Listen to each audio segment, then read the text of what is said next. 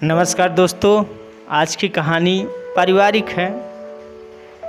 देवरान जेठान की। आशा करता हूँ अच्छा लगेगा। कहानी का शीर्षक है बड़की। सुन लो सुनीता, अब से तुम अपने परिवार का 4 रोटी खुद ही सेक लेना।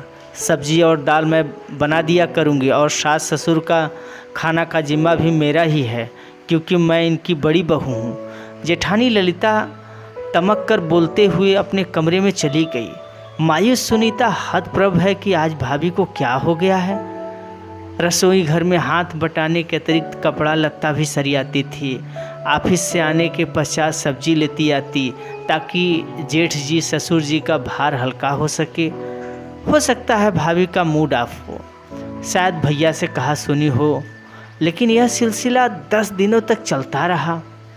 अपना और अपने पति राघव के लंच के लिए रोटी पराठा बनाना पड़ता, जिससे ऑफिस 15 मिनट देर से पहुंचती, जिस पर बास की चिल्पो झेलो। एक दिन झल्लाहट और उकताहट से भरी सुनीता पति राघव पर चिल्ला पड़ी, देखो ना भाभी को क्या हो गया है। किचन में दाल सब्जी बना कर रख देती हैं, लेकिन हम चारों के लिए रोटी नहीं बनाती। कहती हैं तुम बना लो, और तो और मुझसे ढंग से बात भी नहीं करती। पता नहीं किस बात का खुन्नस पाली हुए रहती हैं,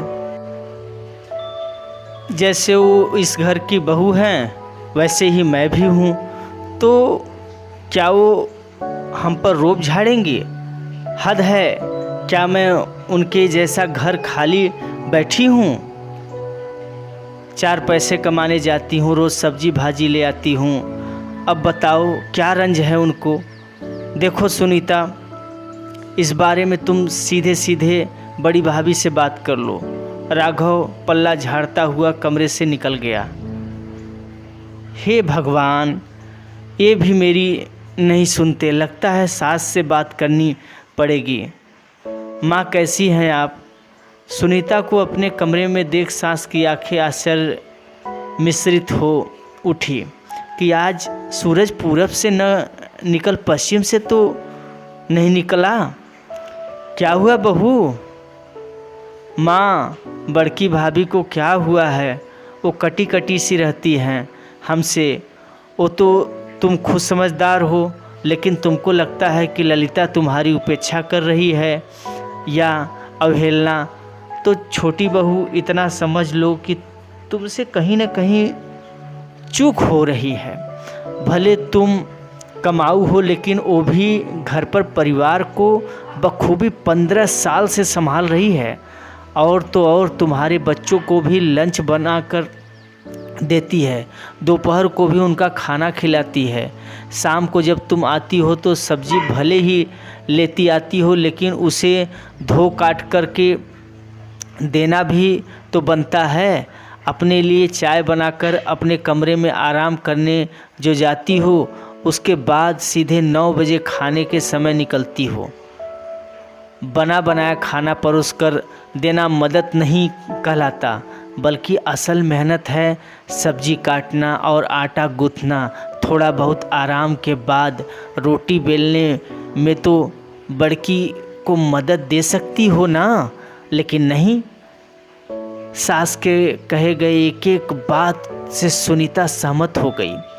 यदि वो कमाती है तो इसका मतलब ये नहीं भाभी घर में आराम फरमा रही है। वो भी दिन भर चूल्हा चौका संभालती है, कम से कम सब्जी दाल तो बनाती थी। गनीमत है नहीं, और घरों में जेठानी देवरानी का हाड़ का झगड़ा बहुत बदनाम है। यदि इज्जत पाना है तो इज्जत देना ही होगा। दूसरे दिन से सुनीता किचन में नाश्ता में पोहा खुद बनाती, सबको चाय नाश्ता परोसती और भाभी को जबरन खिलाती। ललिता भी अचरज में है, लेकिन हर्षित भी है कि देवरानी को अक्ल आ गई। सब्जी काट कर रखने के बाद दाल गैस पर चढ़ा देती है और आटा भी गूँथ देती है। इस तरह से हेल्प कर सुनीता ऑफिस चली जाती है। ललिता भी खुश है कि चलो देवरानी को सद्बुद्धि जग गई। आशा करता हूँ दोस्तों कहानी पसंद आई होगी। अगर कहानी पसंद आए तो please like, subscribe, share, comment ज़रूर करिएगा। कहानियों का सिलसिला यूं ही जारी रहेगा।